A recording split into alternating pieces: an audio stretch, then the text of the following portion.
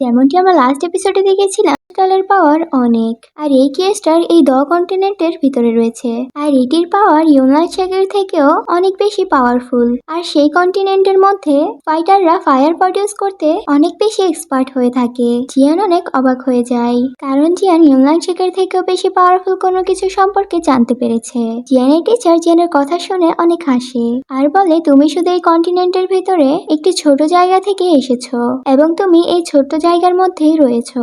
আর এই কন্টিনেন্ট এত বড় যে তুমি ধারণাই করতে পারবে না। আর এই কন্টিনেন্টের ভিতরে এতগুলো পাওয়ার আছে যে যেগুলো সম্পর্কে তুমি ধারণাই করতে পারবে না। এই কন্টিনেন্টের ভিতরে অনেক পাওয়ারফুল বীজও রয়েছে এবং অনেক পাওয়ারফুল ফাইটারও রয়েছে। তাই তুমি যেখানে যাবে তোমাকে নিজের উপর ডিপেন্ড থাকতে হবে। তুমি কখনো কাউকে দেখে ভয় পাবে না এবং তুমি তোমার সাহস দিয়ে ফাইট করার চেষ্টা করবে। তখন জিয়ান মনে মনে বলে, আমাকে সেই ফায়ার কন্ট্রোল করতে শিখতে হবে, ফলে আমি অনেক স্ট্রং হয়ে যাব এবং আমি আমার সোল পাওয়ারের মধ্যে আমার টিচারকে রাখতে পারবো। জিয়ানের টিচার তখন বলে, আমি তোমার সাথে যখন প্রথম দেখা করেছিলাম তখন আমি তোমাকে মার্শাল আর্ট শেখাতে চেয়েছিলাম, কারণ এই মার্শাল আর্টের কারণে তোমার সোল পাওয়ার বৃদ্ধি পাবে, আর সোল পাওয়ার বৃদ্ধির কারণে আমি বেশি সময় ধরে তোমার ভিতরে থাকতে পারবো। আর এই জন্য আমি তোমাকে অ্যালকেমিস্ট বানিয়েছিলাম যে তুমি বড় হয়ে আমার জন্য এমন একটি পিল বানাবে যাতে আমি আমার পুরনো বডি ফিরে পেতে পারি। কিন্তু আমি তোমার সাথে যত বেশি থাকতে শুরু করি তখন থেকে আমার তোমার উপর অ্যাটাচ শুরু হয়ে যায় এবং আমি তোমাকে আমার ডিসাইপল মেনে নিতে শুরু করি